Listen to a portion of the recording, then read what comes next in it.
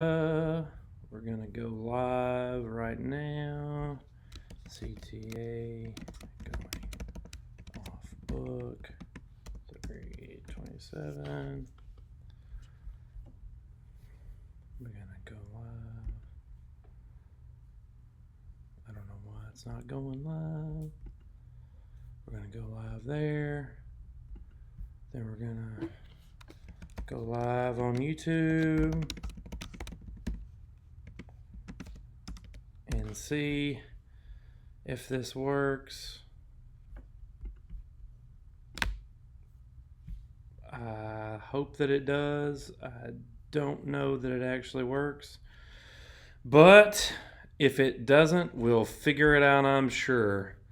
That's okay.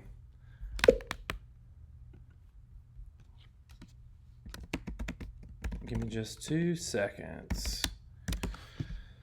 Me. All right. This is interesting and new, but that's okay. We like new things. Here at CTA, we're good that way. I think it's working. I don't know. We'll see. We'll see if it is. I have no idea. But my hope is that it actually is working. And this isn't all for nothing because I'm going to do this regardless.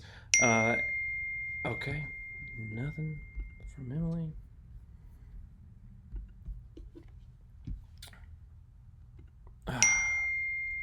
Gracious.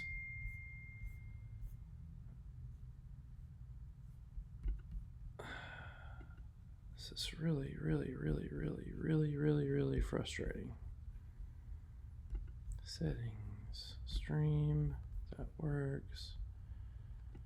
Okay, we'll go to the other. It's active. I don't know.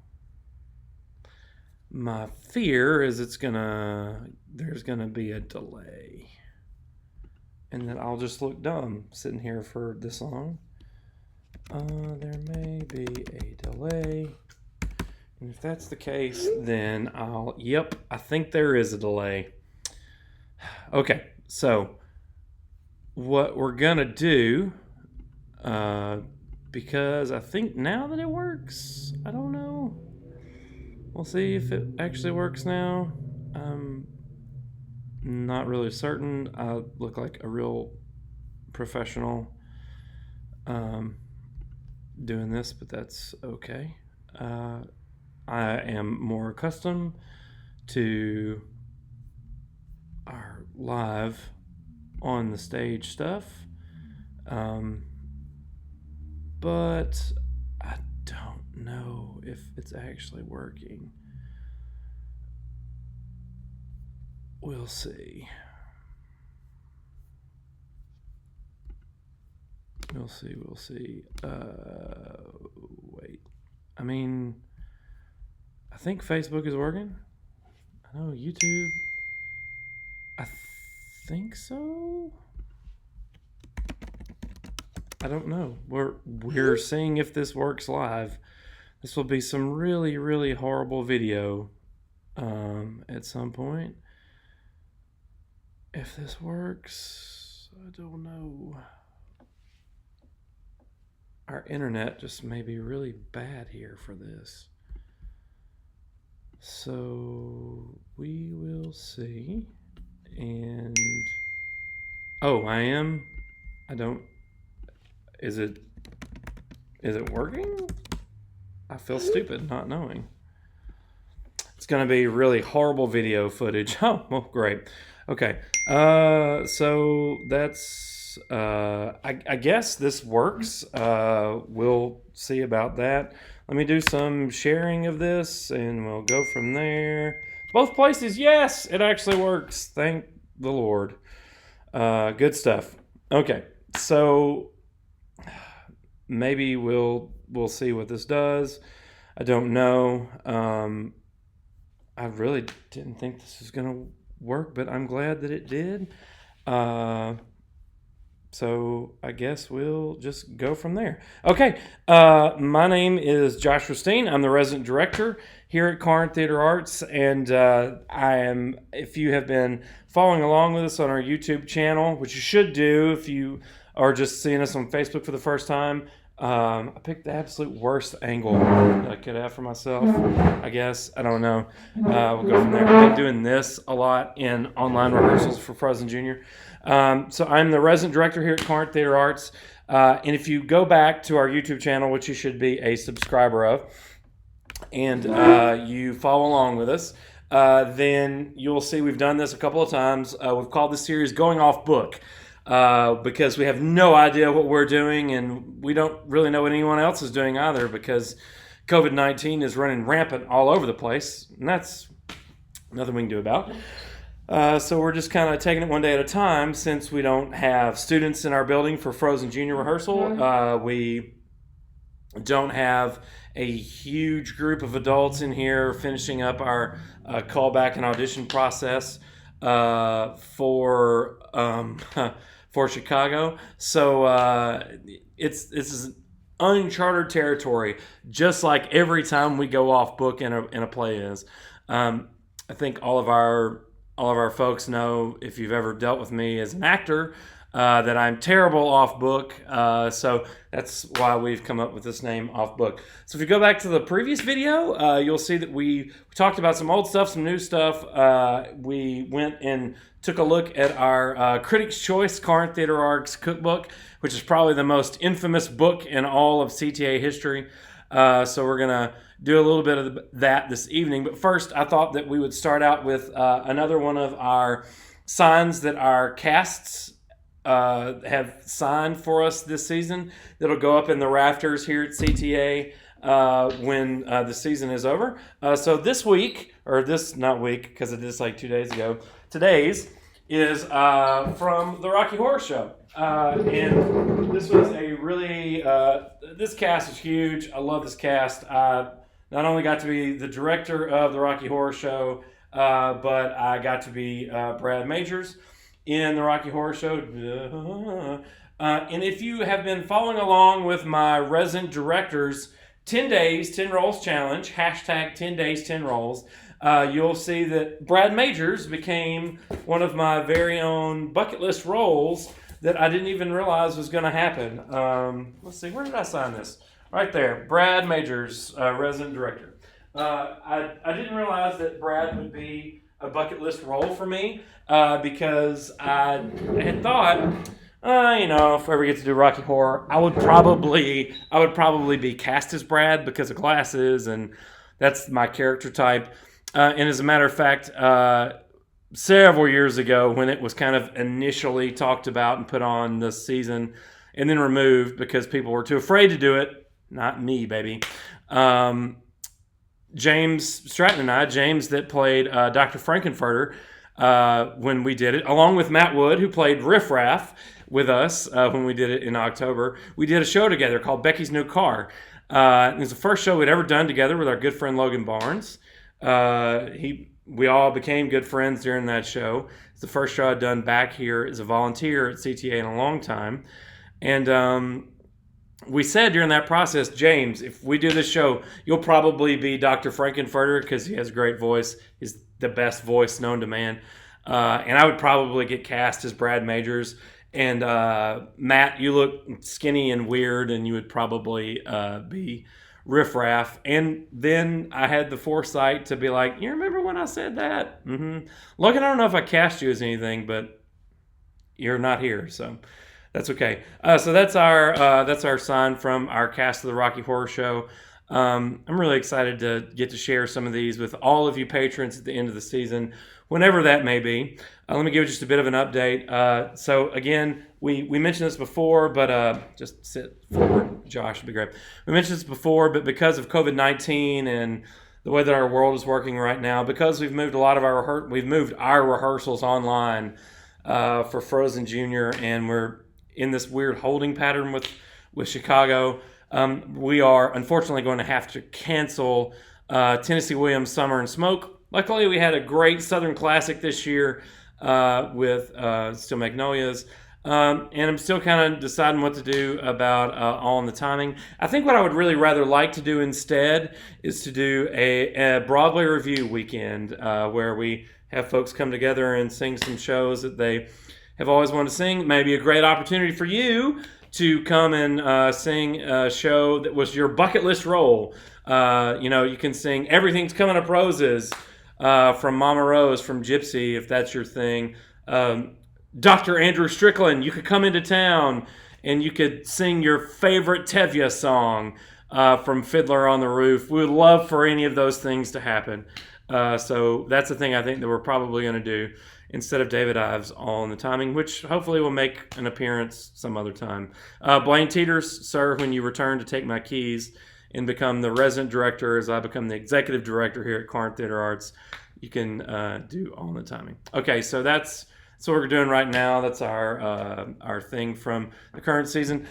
Because the sun was really nice today, and it made me think, things are looking up. The weather's getting better. It's warmer, and just we feel like people again. My mind went back to my very first show here at Corinth Theater Arts, Bye Bye Birdie. And actually, I heard this number on Sirius XM Channel 72 on Broadway, which you should highly recommend. And is my absolute favorite. I don't know if it's my favorite number from Bye Bye Birdie, but it's close. It's probably the most recognizable number from Bye Bye Birdie. Put on a Happy Face. Dick Van Dyke was the ultimate Albert Peterson. I've been very fortunate enough to be Albert Peterson twice, both here and at Arts of McNary. And I just got thinking about the message that Put on a Happy Face shares with everyone. So I decided to go back into our archives today and pull out the original playbill from our production of Bye Bye Birdie. I really have thought about, because I've been Albert Peterson twice, I've really thought about trying to bring this thing full circle and be the director of it at some point. But I don't know about that. I have not seen this playbill since June 29th, 2003. I know my mother had a copy of this. I think we found it. This is we did Bye Bye Birdie in the 35th anniversary season here at Corinth Theater Arts. And our student programming is looking to make the summer musical return this summer. We'll talk about that later on, I'm sure. But this is really the first time I've really gotten to take a good look at this since, really honestly, since I was Albert Peterson the very first time here at Corinth Theater Arts a long time ago. Really interestingly, I think tell you a little bit about some stuff here. We talked about our summer programming and all this stuff in this musical, and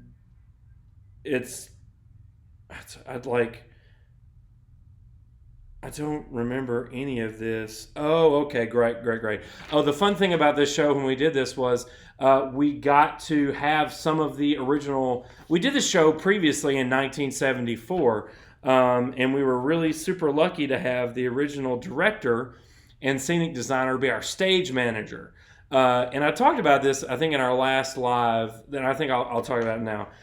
Max Young, so if you are familiar with the Veranda Curly House here in Corinth, Stephanie Hudson is the director there, and she's the granddaughter of Max Young. Max Young was my very first stage manager. He was stage manager here for Bye Bye Birdie. And he was the director of the show originally. And he got Phil McAllister, who was the original Albert Peterson in 1974, to come. And I think Phil came to the opening production. I can't really remember. Oh, no, it was the Sunday production. We only did 3 shows of this here then. Katie Simons was the resident director here for Bye Bye Birdie. Thanks, Katie. Brian Estrie was the music director, and my very good friend Benjamin Wilkinson was the choreographer, but he was also the master pianist and was the music guru behind a lot of this stuff. Although P.D. Pace should get credit for being the orchestra coordinator. Don't know what that means. We even had a TBA for the drummer. That's nuts. But Max was great. I don't ever get nervous. Occasionally I'll get nervous, like that little bit. I got nervous one time when I got to be Shrek and Shrek the Musical over in Central Arkansas a couple years ago. I don't know. I never get nervous. Crowds never bother me. And I got a little nervous. Very much like the very opening night, June 27th, 2003, of Bye Bye Birdie. And it was really crazy. I was standing behind our stage right door that is still the door that's there on the proscenium wall that leads onto our stage here at CTA. And it's really funny. During the rehearsal process, I was totally new to stage direction and everything else like that. And so for some reason, I guess, I had a problem with stage left and stage right. I don't know. But Katie Simons, our resident director, she said, she's the director of the show, she said something about, that's not stage left, that's stage right. And so in pen in 2003 sometime, I wrote not stage left over the stage right door. It is still there. It's crazy.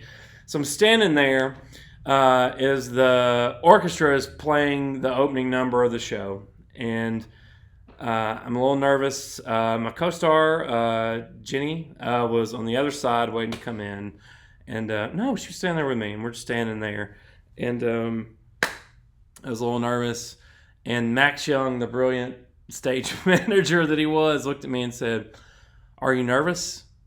I said, "I think so. Yeah, I'm a little nervous."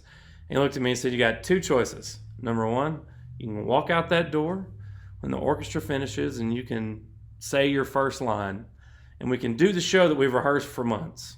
Or number two, you can stay right here and nothing will go. Everything will stop. The first line of the show." And I just looked at him, and it's about the time the orchestra finished their da-da-da, the button on the opening number, and he shoved me out the door. He gave me no choice. He just pushed me out the door. And I have this job now because Max Young pushed me out, not stage left over there. It's really, really amazing. So Bye Bye Birdie, a show that will always be near and dear to my heart. Gosh, man. Some really, really interesting folks from CTA history were in this show. And in our archives is a lot of the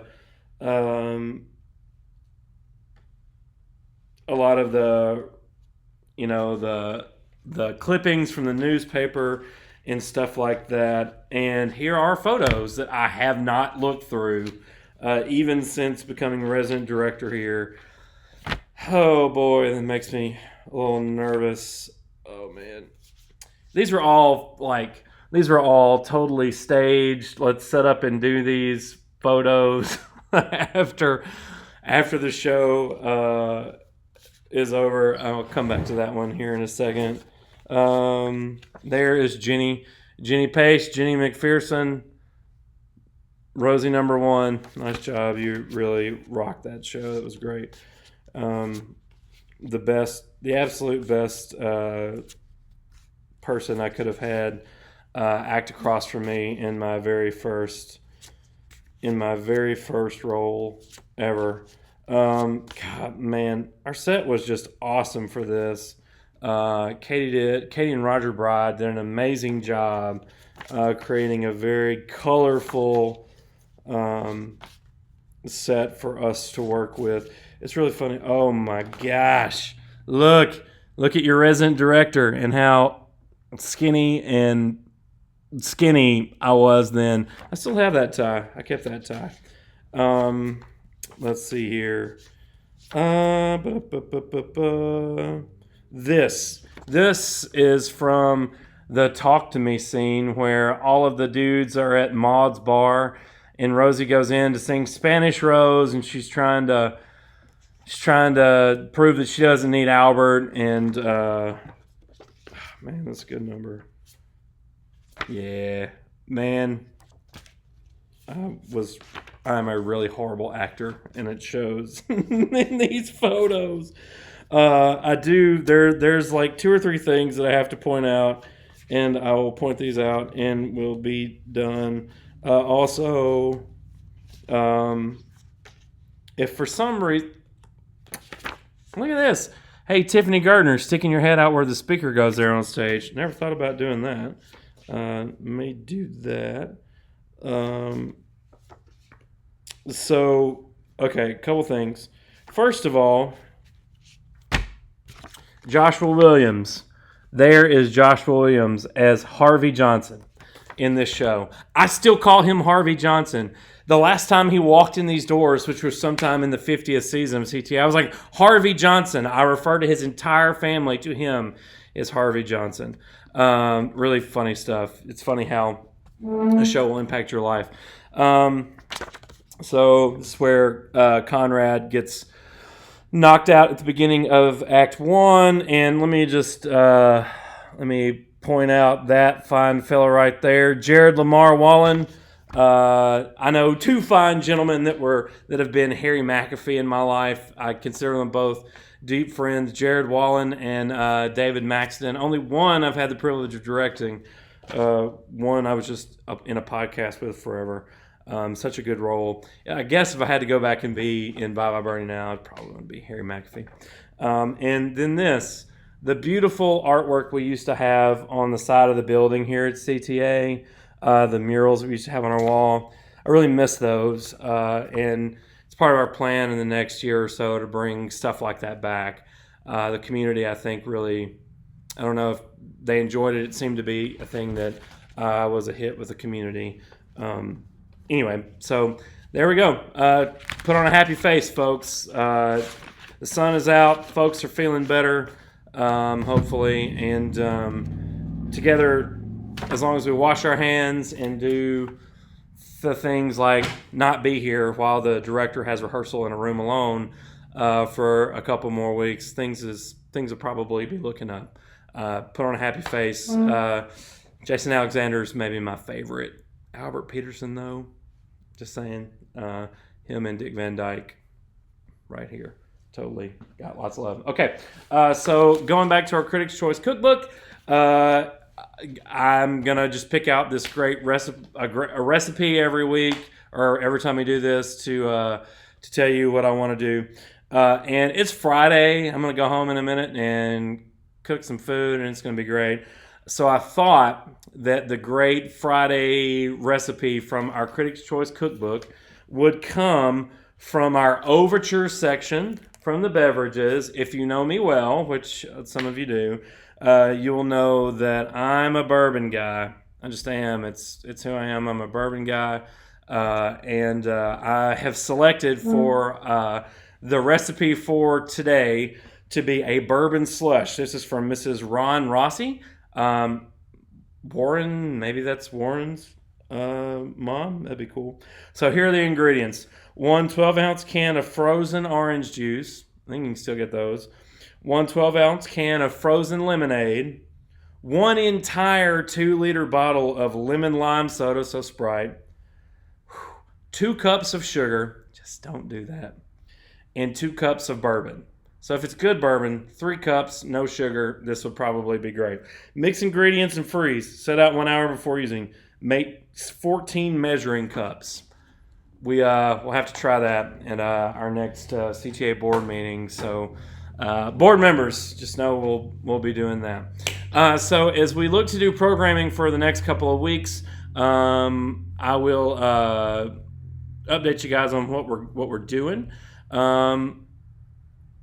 So as we're thinking about doing that, in this time there's lots of weirdness going on, and people are just trying to connect with folks as best as they can, and that's our job here at CTA, is to make you feel like I mean, I guess you could show up in the building, and I would probably let you in the building, and that would be okay. Um, but until we're doing more than 10 people in a room, and until we are back on our normal rehearsal schedule, this is how we can hang out with each other. And I think I've said before that I don't know, I've been a long time volunteer here, and I was lucky enough for this to be my full time job, and to fill the shoes of so many incredible folks before me. A lot of my mentors have had this job, and I don't really like being the face of anything. I'll go through those doors in there and get on stage and do whatever. But I don't like being the face of anything, and this has kind of forced me to do that. So I appreciate it in a way that I didn't know that I needed to. So I hope through this process you learn a little bit about me, until we go back to our normal rehearsal schedule, and this will be a thing that's a little bit different going forward, but it's a thing that we continue to do. So next week in our Going Off book series, I hope that our board president, Clay Nels, can join me, and we'll do a reading from Frost Nixon. Clay listed Richard Nixon as one of his 10 bucket list roles. We've been looking for a way for 2 seasons to get Clay on stage as Richard, I'm not a crook, Nixon. I think it'll be amazing. So look for that to be a part of our Going Off book. And Clay, as well as a couple of other folks, will join us hopefully for a live reading of David Auburn's Proof. It was a production that we could not perform last season because of life. And I'm actually kind of toying with what's left of Still Magnolias on our set, which is very similar to the set for Proof from last year that I built an entire set of that we never got to use. So I'm kind of toying with the idea of having them walk through their blocking with their scripts in hand. That might take some rehearsal, so we'll see. But hopefully next week we'll definitely have Clay join us and do a reading of Frost Nixon. I think that would be great. I think that we'll take a look at what's coming up in our 52nd season in these Going Off books as well. And as we move into season 52 here at CTA, as we go through our rehearsal process, I really hope to get some of our volunteers to join me in these as we upgrade our tech and our abilities to do so, like we're doing now. Facebook and YouTube live streaming is a new thing for us. So until we get that done, tonight I want to share with you this from Neil Gaiman. Make good art. This is a speech that Neil gave in May 2012 at Philadelphia's University of the Arts. It was their commencement address. It's been made via Chip Kidd, this world-renowned graphic artist, into this really nice full text and graphic literature piece that's really quite beautiful. And I love Neil Gaiman. I met Neil Gaiman once. He hugged my wife in this really great way. And his actual handwriting is on a tattoo on her arms. If you ever see Neil Gaiman's, if you ever see her arm, it's Neil Gaiman's actual handwriting, and it's a selection from the Graveyard book.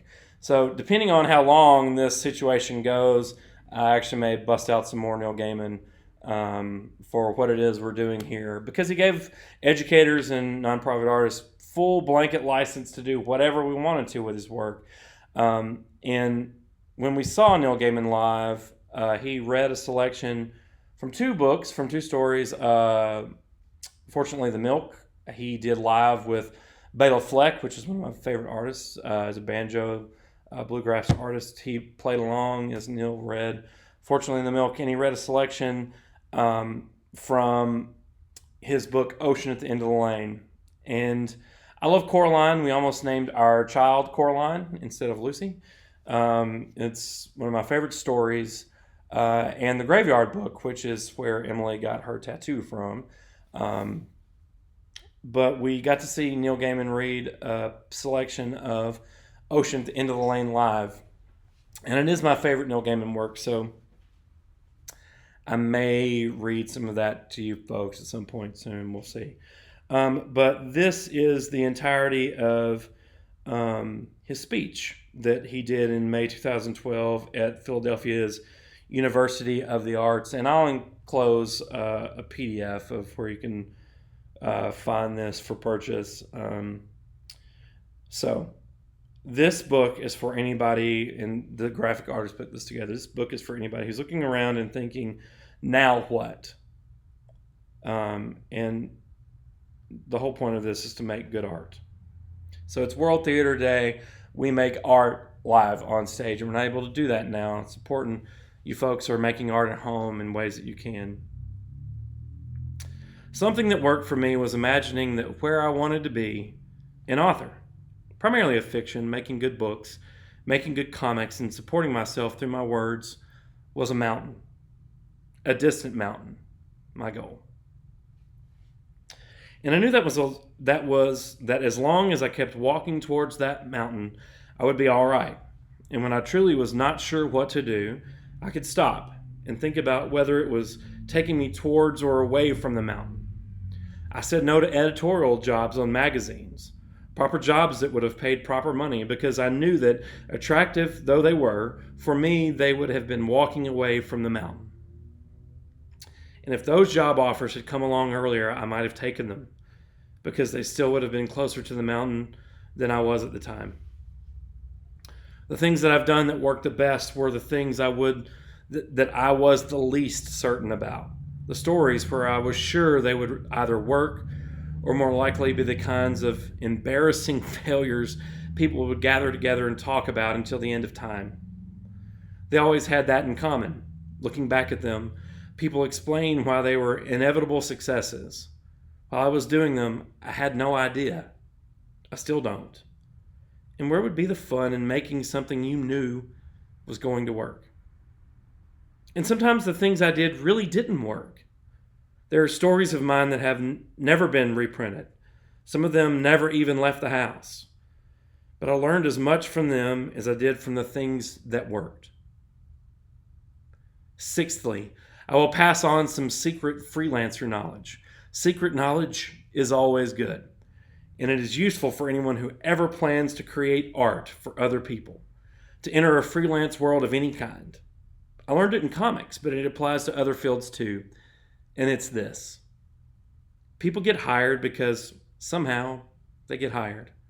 In my case, I did something which these days would be easy to check and would get me into trouble, and when I started out in those pre-internet days, seemed like a sensible career strategy. When I was asked by editors who I'd worked for, I lied. I listed a handful of magazines that sounded likely, and I sounded confident, and I got jobs.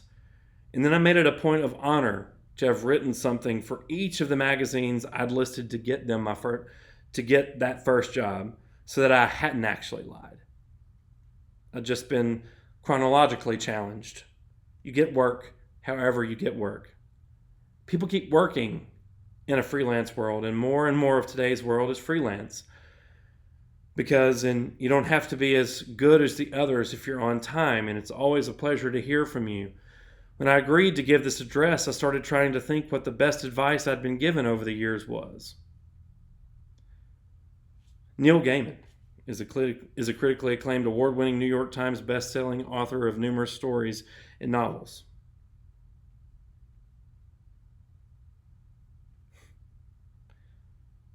It's really, really, really, really, really, really impactful. When I agreed to give this address, I started trying to think what the best advice I'd been given over the years was.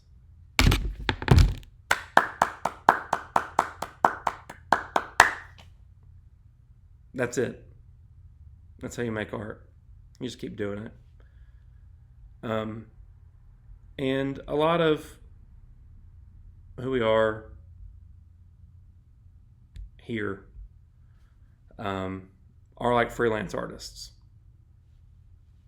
You just show up and you audition, and we just say, let's go for it. That's what I did. It's my job. and I'm incredibly lucky that this is my job. But for me, the thing that sticks out most for me as an artist um, is this: the things I've done that worked the best were things I was the least certain about. For me as a director, every time we mount a show,